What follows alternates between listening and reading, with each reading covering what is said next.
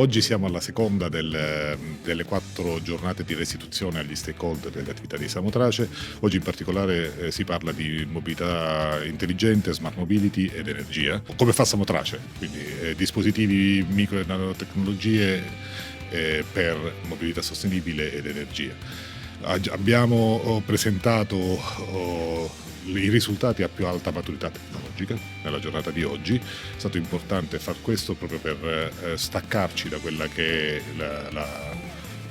la pura attività di ricerca, da invece risultati che possono avere un impatto sulla società e sull'economia. Quindi la presentazione agli stakeholder, la presentazione ai portatori di interesse attraverso pitch, elevator pitch appunto, e attraverso la presentazione dei numerosi demo che avete visto durante la giornata.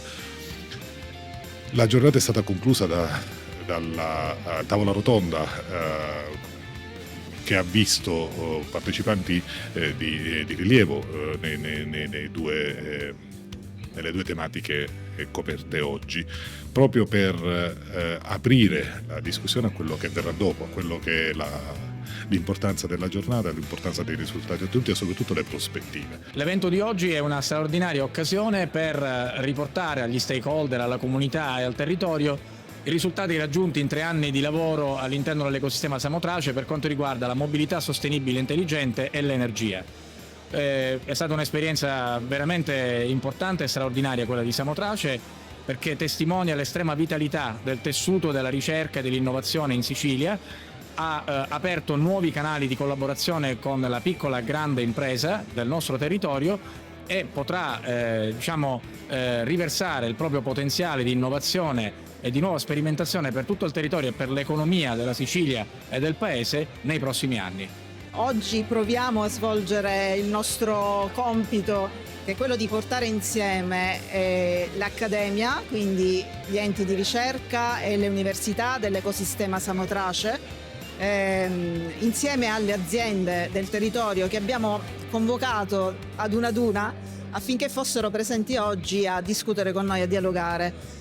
Il motivo e l'idea fondante di questa iniziativa oggi è proprio quella di colmare o dare un contributo in realtà per cercare di colmare il gap che esiste, non possiamo negarlo, tra la ricerca, il prodotto della ricerca e il tessuto produttivo del nostro paese. C'è una distanza che va colmata e ci sono delle azioni possibili, possiamo immaginare di fare, e il progetto Samotrace nell'arco dei suoi 3 anni di vita ha sviluppato proprio quest'idea. Il progetto non si conclude qua, ci saranno per tutti i giovani ricercatori, addirittura avete sentito anche i numeri, si parla di 2000 ricercatori impegnati nel progetto Samotrace in questi 3 anni che hanno alimentato questo progetto e oggi ci hanno consentito di dimostrare anche attraverso delle demo proprio di far verificare, far toccare con mano i risultati di questo grande progetto.